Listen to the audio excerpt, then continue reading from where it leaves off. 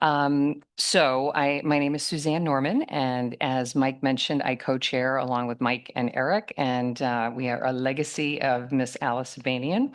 I know she's sitting right in front of me. She's feeling awkward now, but I do want to give a shout out that this work didn't start alone, and I want to also thank CFA Society, Todd and Jeannie, the team, Renee, of course, and our council. So it's not just the three of us. We have a council. Many of them are in the room now. Some may be still on break, but they'll be back. And I started the CFA financial literacy teaching back in 2017, and it was a fortunate friend introduction because I had done my first foray into personal finance teaching as a citizen schools teacher. So I heard on the last panel, embedding it in the school day. I'm a big fan of that because teaching after school personal finance for 7th and 8th grade girls was not easy. A friend had said, you need to talk to Alice. So that brought me to CFA Society, and I've never looked back. The other thing I want to acknowledge is obviously everything that Rad and Deirdre and the team at JA shared on the first panel. I was proud to serve on the board for 6 years under Rad and Deirdre's leadership and got to teach a lot with their curriculum, and it's just wonderful. And I had a conversation before we started the session today about what brought me into this. And I was a novice who became knowledgeable. I have a degree in psychology. So I was in the industry about 24 years, and through a lot of attorney friends and knowing pro bono, I said, why isn't the investment industry doing something for this literacy gap? And so that's what really got me into the mode of giving back. And it's been an amazing journey, and I'm just very grateful. And I'd like to share a quote. Many of you who know me with my Wealthy Woman programming, I love quotes. And the one from Helen Keller, I think, expresses everything that's happening in this room, which is together or alone, we can do so little. Together, we can do so much. And we have so many committed stakeholders, and I'm just honored for the panel today, who I would love to love everybody to introduce themselves before I set the stage with some data. Kathy? Well, hello, everyone. I'm Kathy Hevert from Babson College. I'm a professor there and co-founder of the Babson Financial Literacy Project, which I'll be telling you about. Hi, my name is Erica Carere, and I'm a board member at FitMoney. And thank you very much for making me part of this panel. Hi, I'm Abby Raphel, honored to be on the panel with you all. I'm the founder of the Redwoods initiative. We focus on private wealth education. Great, thank you. And we will be hearing a lot more from the three of them. But before we do, what I wanted to do is, as a coach, I talk about the why a lot, and we're going to definitely be practical, talk about the how, and this is the whole purpose of doing this summit because we want everyone to feel empowered to go back to their communities and make a difference. What I thought would be helpful is if we just look at where we are. So obviously, it was wonderful to have Treasurer Goldberg here today to talk about what's happening in Massachusetts. I thought I'd pull the lens back a little bit more and look at us as a country. And so if you'll humor me, I have some visuals here. I'm going to have to look over my shoulder a little bit just to explain what you're looking at. But every year there is a survey of the states done by the Council of Economic Education. And just a show of hands here, who sees this survey? Okay, not a lot. Good. Then this is fresh information. Okay, so it's a little hard to read the slide. You will absolutely have these afterwards, but let me describe what you're looking at. On the left in blue, you can see the number by state who is requiring economic education in high school. Now, there are a couple of classifiers in there, but the bottom line is that it's 22 states. So I did hear a lot, obviously, from Rob before about civics and being part of this economic system. Only 22 states, and by the way, that dropped by 4, is a little concerning. If we go to the right where we see the green, that's actually showing states where there is a personal finance requirement. Again, there's some granularity to this, what it looks like.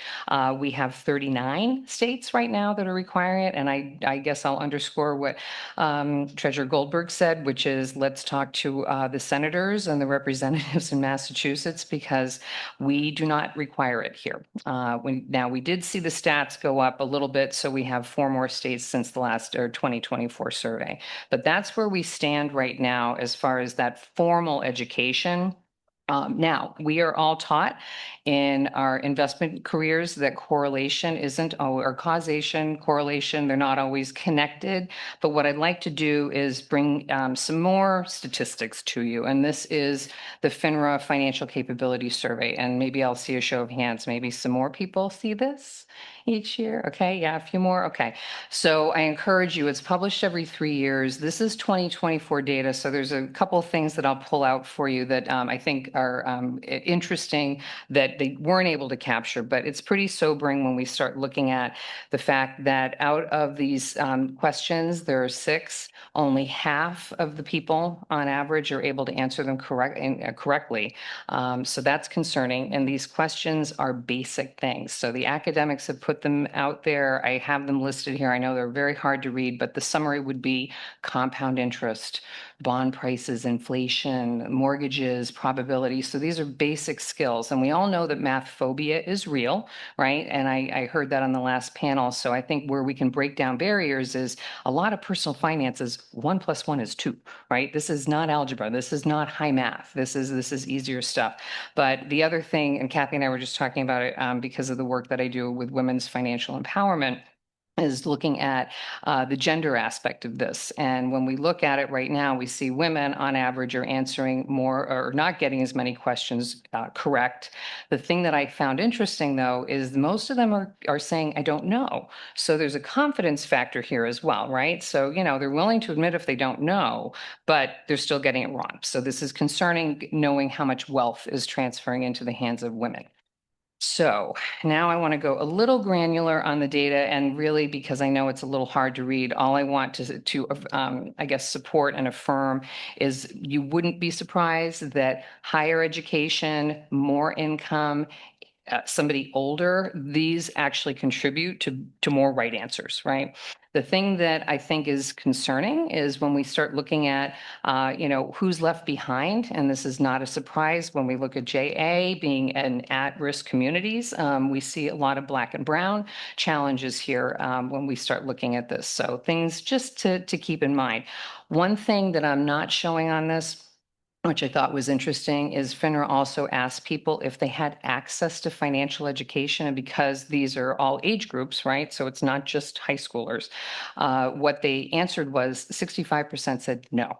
So that was workplace, that was school, that was college. So they're saying no. Now I get it. Sometimes we look at that and we think, okay, is it self-selection bias? Is this something, that they were offered, they just didn't know?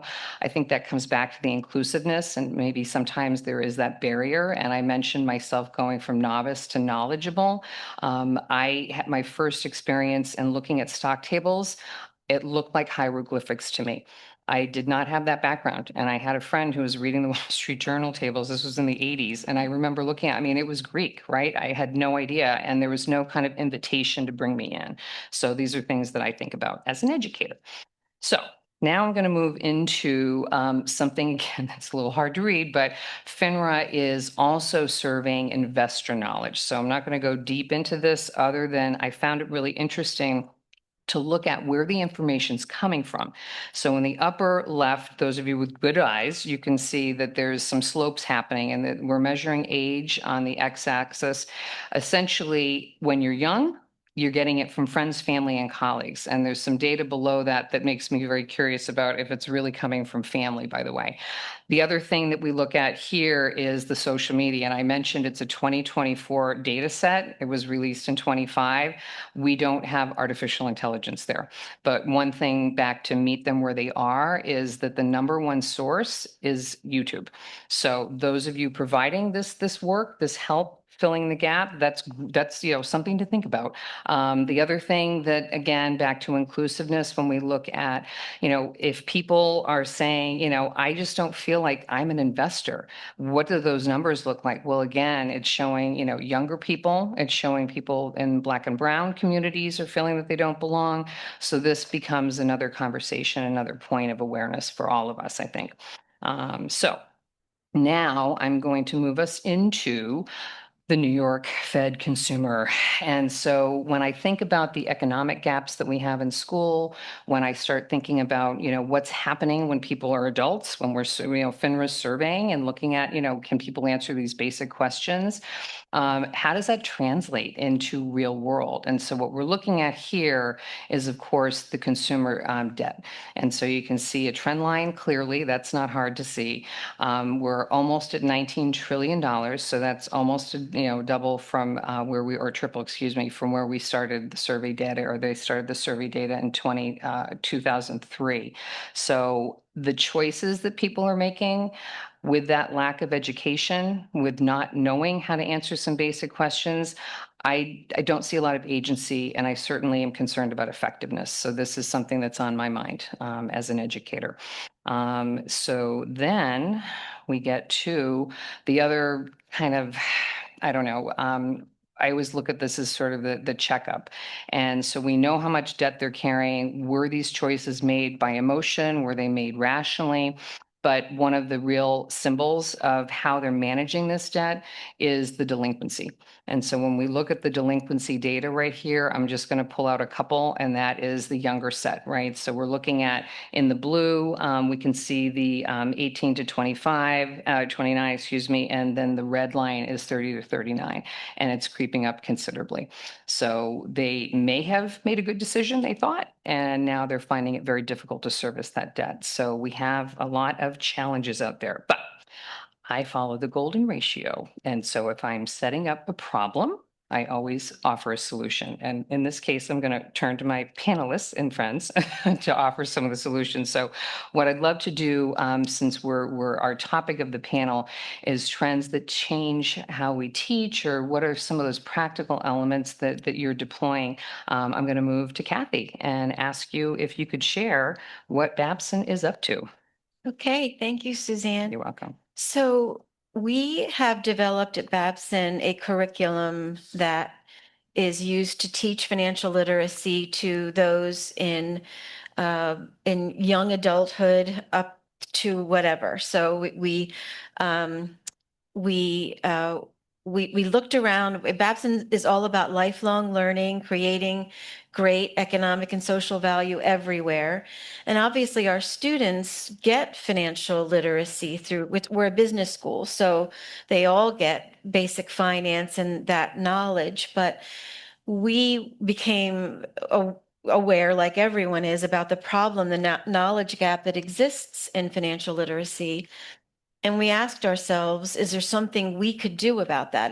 Can we draw upon our experience and knowledge as professors and those who deal with young people to address that? So we developed this curriculum, and where it's in the spirit of just let's make sure we have lots of different approaches out there that are all good, and that maybe with a variety of approaches, everyone can select what works for them. Our approach is based upon our experience as professors. It's very much discussion based. We know case teaching and learning, so we used that in the financial literacy space, and developed a series of about 20 short cases, like stories, about a young adult in transition making a decision. And we worked on developing a discussion around that, so that what we've learned is that students, if they discover the solution themselves, they remember it better than if there's a lecture. So we present a problem, and then there's a discussion. It's all a community, it's active learning, and then the students come up with their recommendation, and they walk away with some new knowledge. And I just want to show you a little video of the Babson Financial Literacy Project wants to show you how you can do well with what you already have. Megan Rivera says this free class couldn't have come at a better time.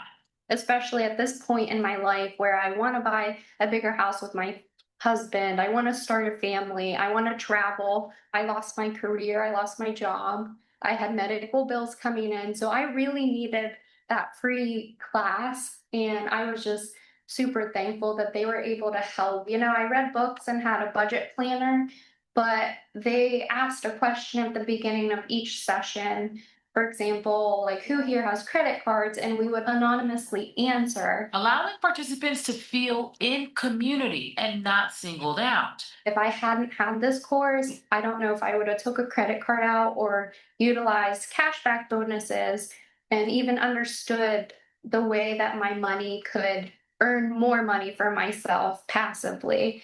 So that was really huge.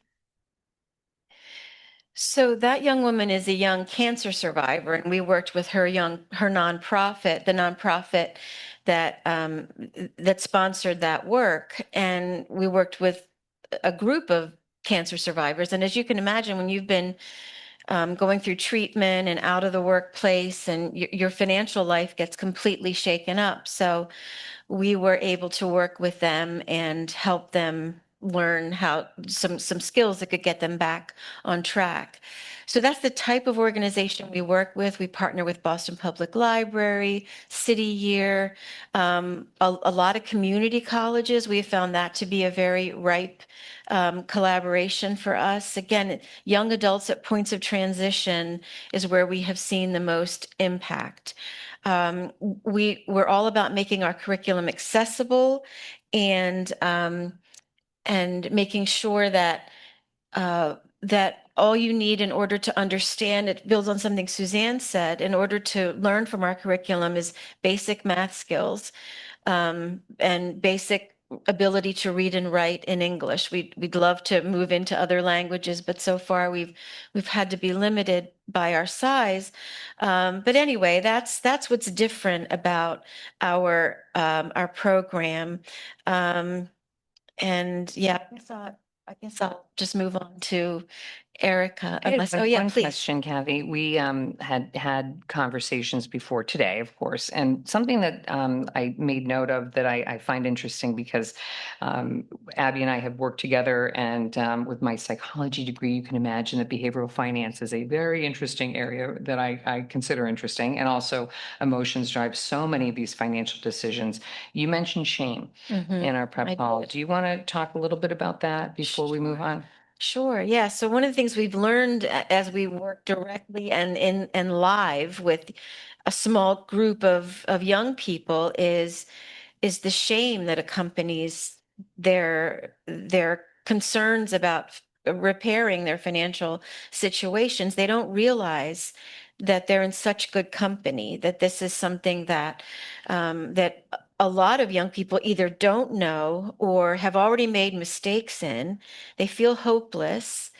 And so one of the benefits of sitting together with them in a non-judgmental way, and frankly sharing our own financial mistakes. And I believe it was Elizabeth talking earlier about just being vulnerable with her students.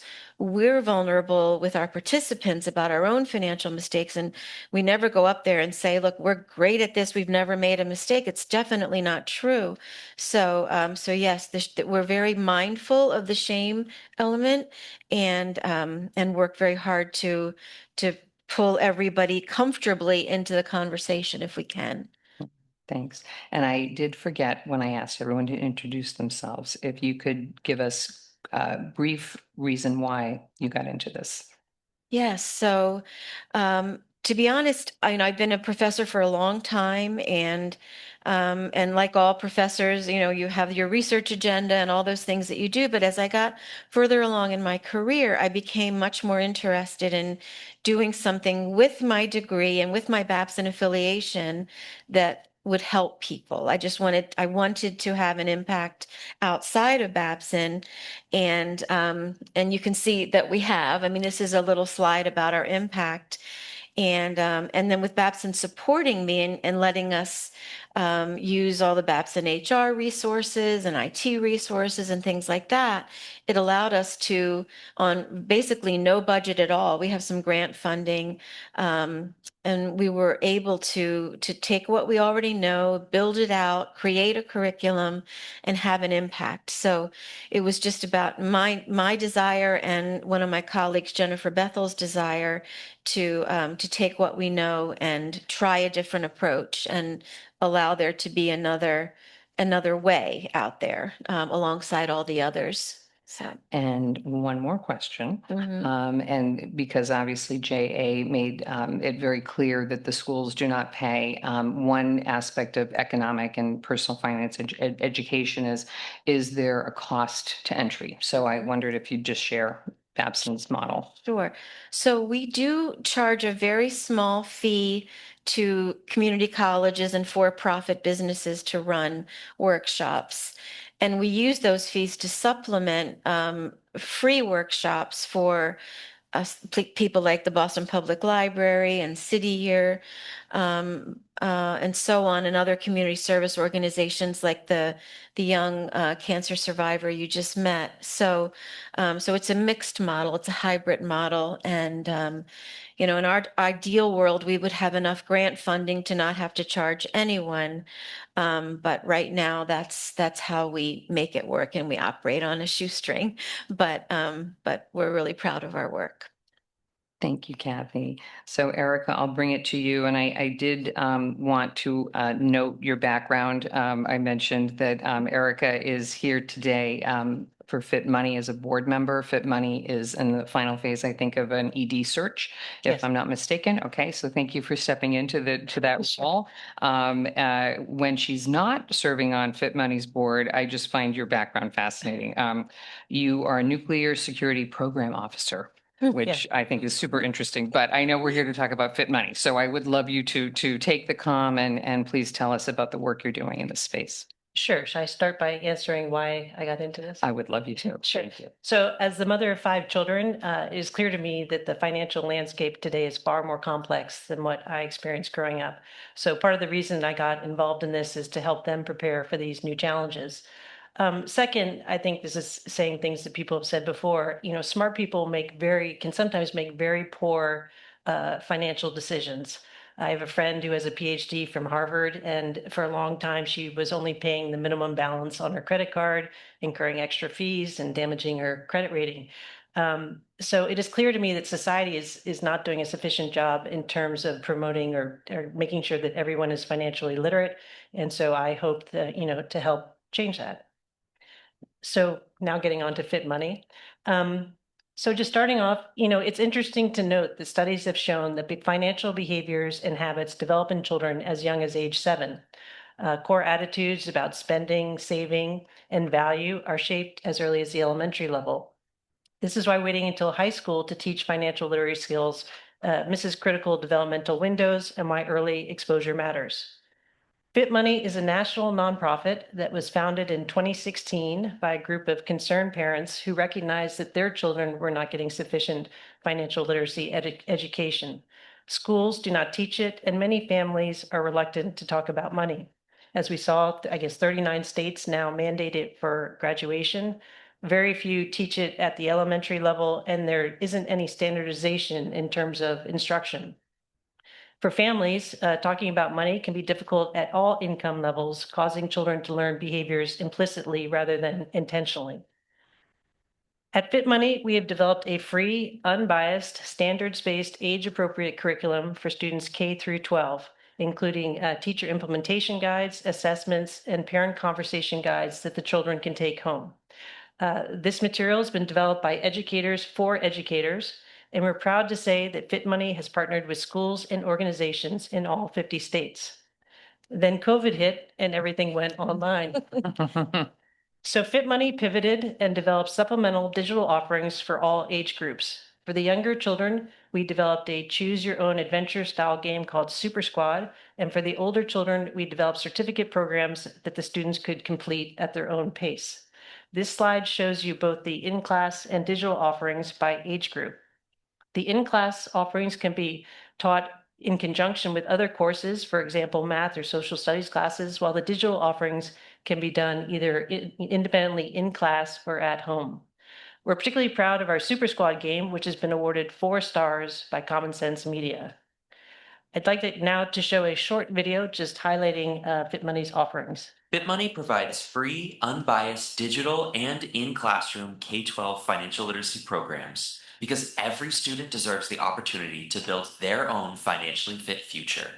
We're sharing with educators and families implementation-ready resources and curriculum to help students thrive. For high school, our Financially Fit Certificate program is optimized with educator tools for classroom integration or independent learning, available in both English and Spanish.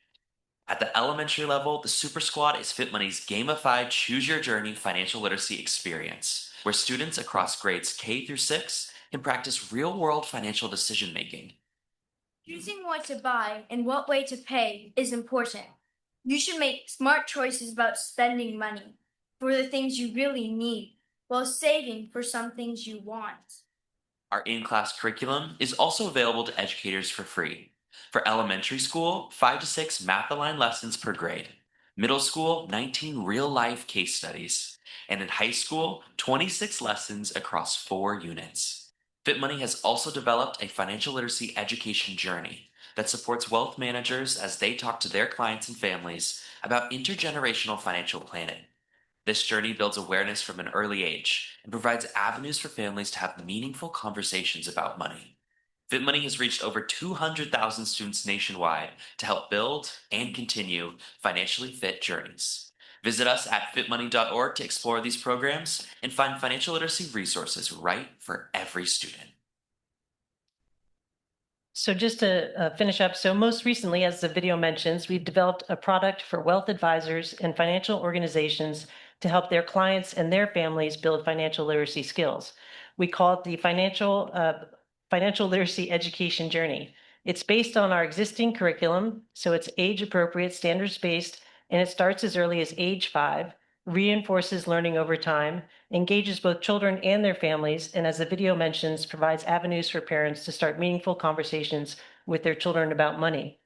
As the slide shows, the curriculum spirals over time so that old concepts are reinforced while new ones are introduced. So young children learn basic concepts while the older children learn about topics to help them prepare for college and to becoming financially independent. The financial literacy education journey involves 3 learning options. First, children and families can learn at home by watching interactive videos and doing handouts either alone or as a family. Second, FitMoney can work with wealth advisors to host in-person workshops where either a FitMoney educator or a trained advisor can teach financial literacy topics to any age group. These workshops can be customized depending on demand and offered to children, parents, or families as a whole. Finally, the first 2 options can be supplemented with our digital offerings, including the Super Squad game and financial literacy certificate programs. We think that the financial literacy education journey offers a great opportunity for wealth advisors to build better relationships or deepen their relationships with their clients, build trust, while also supporting intergenerational planning goals. The FitMoney financial literacy education journey is unique because it's developed by educators, has already been implemented at a national level, can be customized, and also offers hands-on support from FitMoney representatives. Thank you. I encourage everyone to please pick up a FitMoney handout at the resource table by the entrance of the building or the hallway. Thanks, Erica. And and that's wonderful. And as I asked Kathy, could you walk us through the economic model for FitMoney? Because I think there's some similarities to Babson. Sure. So the curriculum for the K through 12 students for teachers is free, as I mentioned, free. Oh, okay. So that's free. And then the product we developed for the wealth advisors is meant to be, we charge for that, and it's meant to be a revenue stream so that we support the other work we're doing. Yeah, that's great. Thank you. Thank you so much. Yeah. So I'm going to move on to Abby, but I want to introduce Abby a slightly different way because Abby is here with 2, I guess, personas. First is the founder of Redwoods, but also Abby and I met because Redwoods became an alliance of CFA Society Boston with some work that we did about a year ago. So, so Abby, thanks for being here. Please share with us what you're up to.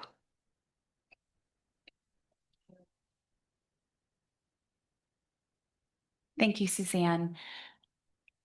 I came to the world of financial literacy by accident. I had started a coaching business in 2005 working with girls, and I learned very quickly that I wasn't going to be able to make a living in Manhattan selling leadership and self-discovery programs to nonprofits. And so it was the advice of some friends of mine to price it for affluent teen girls, my coaching program. So that's what I did. And my first client at a private school, her father was a lawyer and knew a wealth management firm. And that wealth management firm wanted to create a financial education program for their clients ages 18 and up. So because I was in grad school studying education and psychology and curriculum development, I was the perfect person to build this. And I pretended like I was an inheritor. And I went around to advisors and I had meetings. And I was able to build, with the support of this company, this education program. And that's how I fell into it. But what's unique about this is we focus on self-discovery, personal growth, and the human experience of wealth. And that's really what I think has given this traction over the years. It's been 20 years now. So the human experience of wealth is what we focus on, ages 18 and up, women, men, inheritors, wealth creators. I lead family meetings. The investment education program is focused on really looking at the lens of inheritance and how to understand your portfolio. And we begin with fundamentals of finance. We move on to investment, language of investments, macroeconomics, trust and estates, personal finance, and we try to personalize it in the in-betweens with values, with philanthropy and their interest in career development. To date, I've worked with over 500 families across the world. So I have led philanthropy programs in Cambodia, European Heiress boot camps in Switzerland in Stade at the Alpina, to bespoke private one-on-one programs where some people come into the office nervous even to shop at Target. Yes, that sounds like an extreme. Stade, Switzerland, nervous to shop at Target, but every family has different values and their connection and relationship to money differs as well. As I said, the focus has been primarily, we enter in through personal growth. So people think that they're coming for a financial investment literacy fluency education program, but really what keeps them there is the personal direction, the way we make it relevant to their life, the way we work with their advisors, or we even bring in faculty that can relate to their interest as well as their learning style. The financial fluency, I spoke about that. It's a little bit of a psychological spin, because in my work of bouncing between coaching and mentoring and private wealth education, language is very important. And so we call it financial fluency in this case, to back up the science with neuro-linguistic programming and to have it more of an empowering label, to invite them to come to the table and have the conversation. Philanthropy, values, and meaning end up being woven through. And what I realize after 20 years is that what is unique about our program is it's an experience. So they're not just coming for class. It's not like you're with a tutor, but we actually create an experience. Last week, we had a young woman come to New York City during her sabbatical between work. And she had just been to Japan. So I was able to create a private event in a Japanese tatami room with 20 other individuals that are mentors, past participants, and fellows, to create a community for her so she can realize that this isn't just a one-off experience. It's actually about the lifelong journey. And what's really, really been impactful for me after 20 years and having conversations with clients recently, graduates, is that they're seeking more education as this transfer is happening, and they also want to be mentors. Been doing this for 20 years. Sometimes a big bank might hire me to do a keynote, but the majority of my work is directly with families. So I am oftentimes introduced by an advisor through the family office setting. So the range of the clients that I work with are typically be the range of 20 million, but really right now I'm in the upper private family office realm of 500 million to multi-billion-dollar families. So you can look at your phones, the apps that are on there. Those are families that I work with in the next generation. It may not be, a direct heir. It could be a brother or a cousin, but 2 years ago, I'm working with someone who has a 3-year-old, and that 3-year-old will be a billionaire by the time she's 21. So that's the reason why he, as a cousin of this original family member that's in one of our apps, is interested in this type of program. But so a lot of experience, and I want to pause on 2 specifically. One was with FitMoney. 2 years ago, actually here in Boston, I was invited by YPO to create a next generation leadership program for their high school and early college age students. That right there was difficult because you're talking about 14-year-olds to 20-year-olds in one group cohort. So we had a lot of learning opportunities, shall we say. But FitMoney was one of our main partners in delivering the personal finance curriculum. That's where I met Suzanne. She came in from the CFA Society and taught the investment education curriculum. And then we also had career readiness and job visits, job shadowing.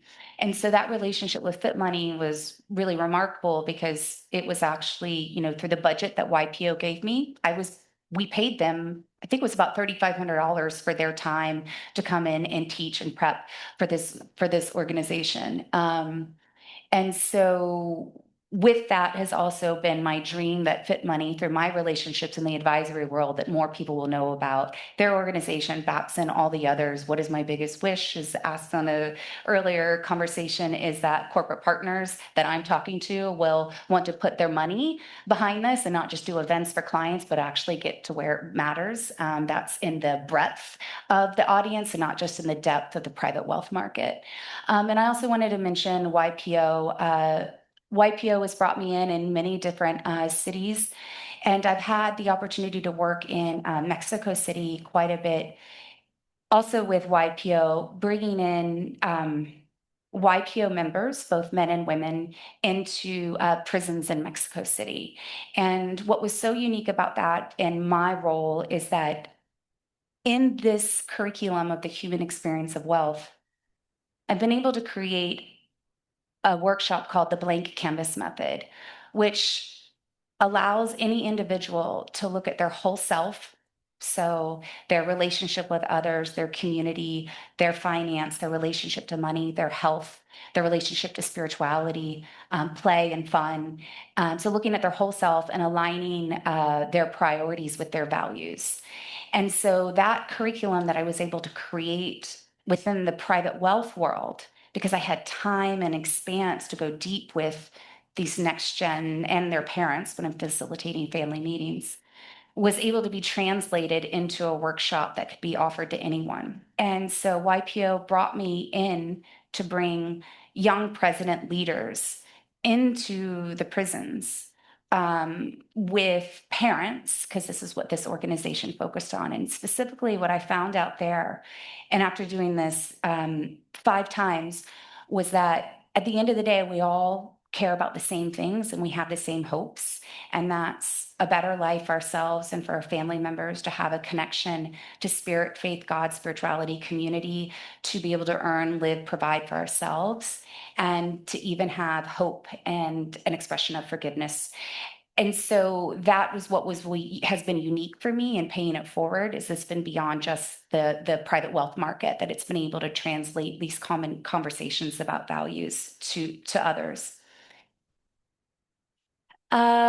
We all know this. The transfer is happening. I've been doing it for 20 years, been talking about it for 20 years. If you have been in it 20 years and you haven't established relationships with your families, then you're not in this room. I know. If you're in this room, it's because you're already doing it. But the specific point of this slide is that about 50% of the transfer is going to ultra high net worth individuals, but that is about 2% of the US population. And you think I'd be really busy.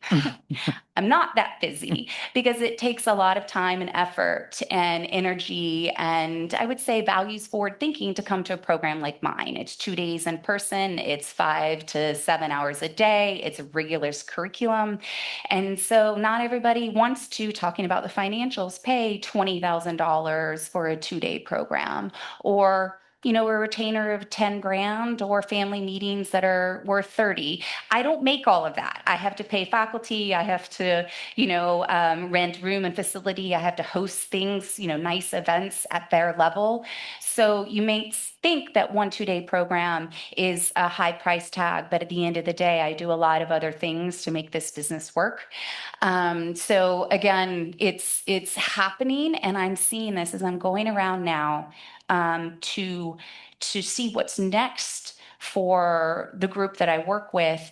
And what I'm seeing is 20 years later, when I worked with someone at 20 years old, when they were interning or just beginning their life or their career or their hopes, that now 20 years later, this transition is happening. And they're thinking about their aging parents who might have a drinking problem, right? They're thinking about the multiple homes that they share with their siblings and spouses that they don't really like. And they have different spending patterns. And so now 20 years later, when we started with what is a stock and what is a bond and understanding your portfolio, conversations are different, and I'm needing to adjust to where they are now.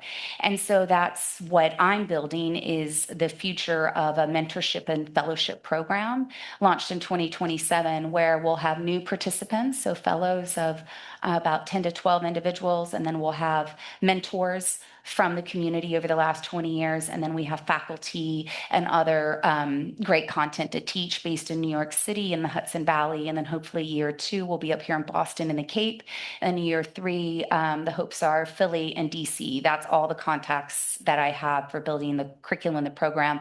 Also, people come from California. And I think to land the plane on my work, which is more qualitative than quantitative, is this is a handwritten note that was sent to me 3 weeks ago from a 25-year-old woman living in Korea. At age 12, she was born in Russia, and at age 12, she chose to go to boarding school. And that's the case of a lot of the clients that I work with, where oftentimes their life or their support system is outsourced by someone else, right? So by the time she ended up in the States at Parsons, she had a gap year, didn't really know what to go through. So her parents sent her to, and her brother, who's a twin, sent her to my program for a business program to kind of give her meaning and purpose, something to do. 2 years later, she ended up in Korea, 2 years of advanced study. Mind you, she was a graphics arts major and was always told the persona that she's an artist.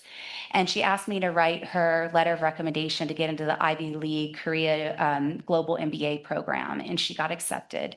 And she sent me a beautiful handwritten note. Thank you for believing in me on the days that I couldn't. I value your opinion and feedback. I'm proud to call you my role model. So this is actually something that is more common in this demographic that you might think. There's a lot of conversation about entitlement. Yes, entitlement is there. 2 weeks ago, I flew to California and I was canceled upon by a next-gen client, but I was also canceled on by her father a few days before. So there is entitlement in this demographic, but more and more I'm seeing in the clients that come to me are the ones that are value-driven, that want to be involved in their family finances, that want to create an opportunity and impact in philanthropy and be future leaders. And frankly, they will be future leaders, because some of these people, their families are bigger than countries, bigger than companies, and they will be stewarding an incredible amount of wealth, and they already are. And so if I can reach 2 or 5 or 10, my access is already over 200 billion in wealth directly to the family table, then that's the part that I'm playing in all of this. And knowing that there's organizations like these 3 up here is also part of the initiative that I have carrying this work forward. Thank you, Abby. That's wonderful. And I really appreciate you going a little deep on that, because sometimes when we think about, you use the word entitlement, when we're in this ecosystem for financial literacy education, when Abby and I first met and I learned the model, I said, okay, I got into it because of a lot of the slides I showed, right? The credit, the debt, are these decisions being made through emotions or finances and this burden? And I think Deb Goldberg talked about that weight there's an equal weight on this kind of idea of this inheritance and this money that will be going through the system. And without properly educated people, not just on the math and the left brain, but it's the right brain. And what is this money going to do to the world? So thank you, Abby, for being that voice beyond just the communities that might need a little leg up. So thank you all. So I do have two further questions for everybody.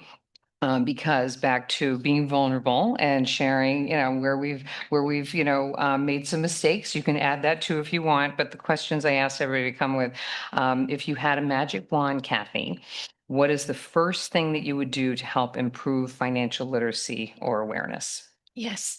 The first thing I would do is wave my wand to erase the shame, the hopelessness, the lack of belief in themselves that prevents them from taking the first step to learn, to break down the barriers. We're all about trying to figure out how to break down the barriers to getting someone to come. So anything I could do to make that all go away. Yeah, thank you. And I walked up to Sarah, by the way, who was on the first panel, just to compliment her and say, thank you for saying, this idea of imposter syndrome.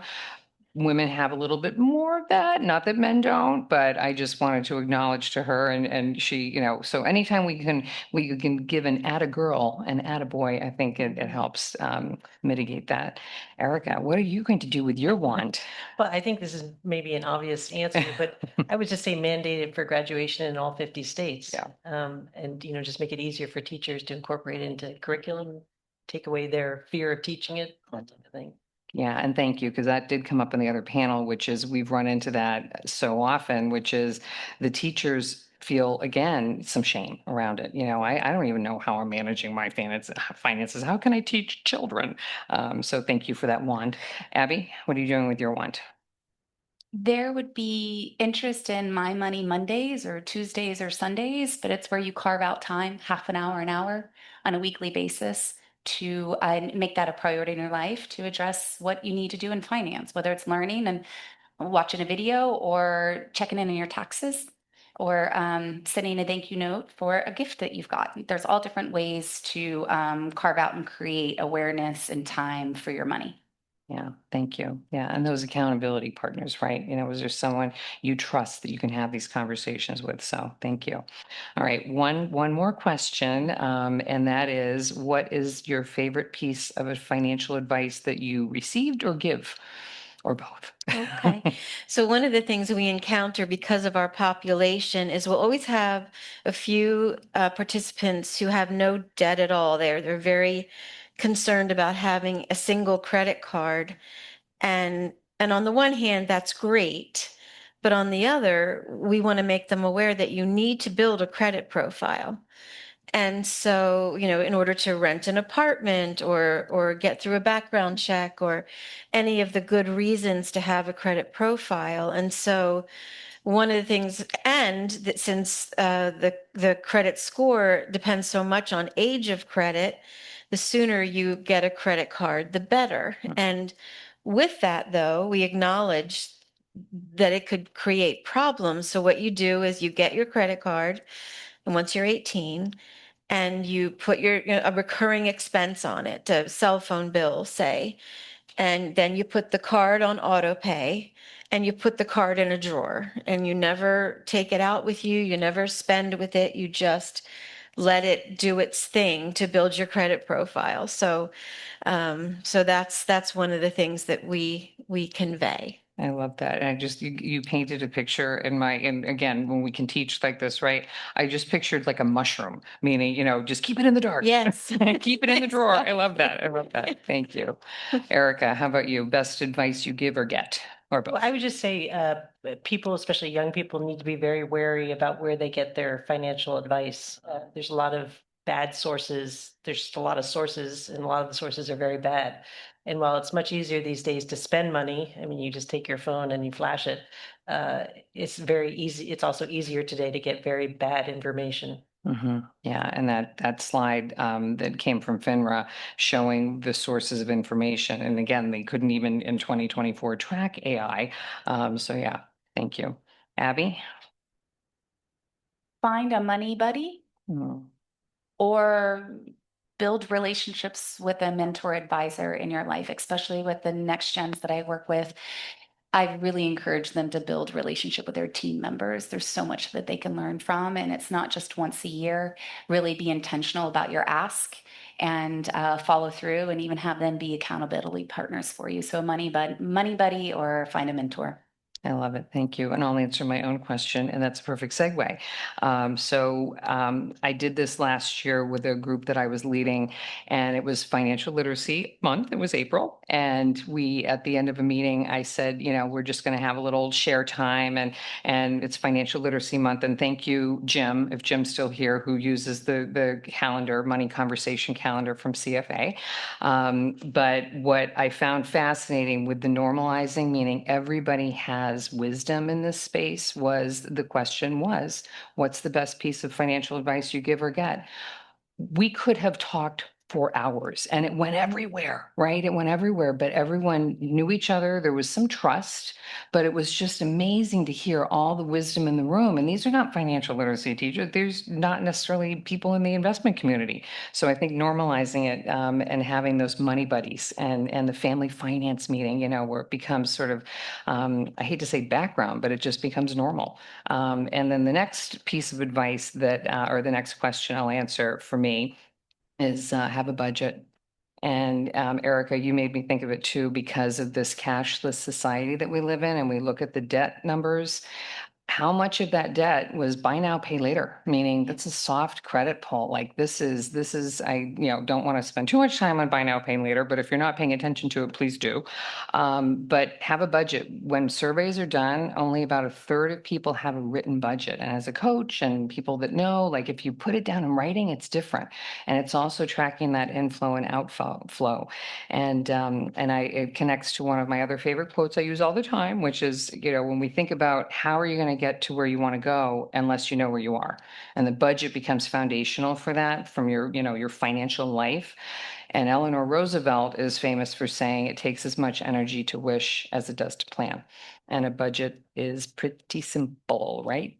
Hard to follow sometimes, but pretty simple. That's a 1 + 1 is 2 kind of math problem. So that's the advice I would give. So I think we have 5 minutes, and we've had a lot of information from our panelists. So I expect 1, 2, 3 questions to find out what Abby, Redwoods, FitMoney, and Babson are up to.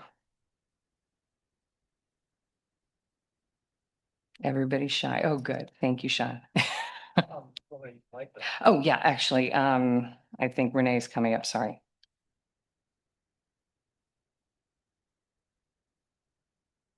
And that is not Renee. It could be Renee.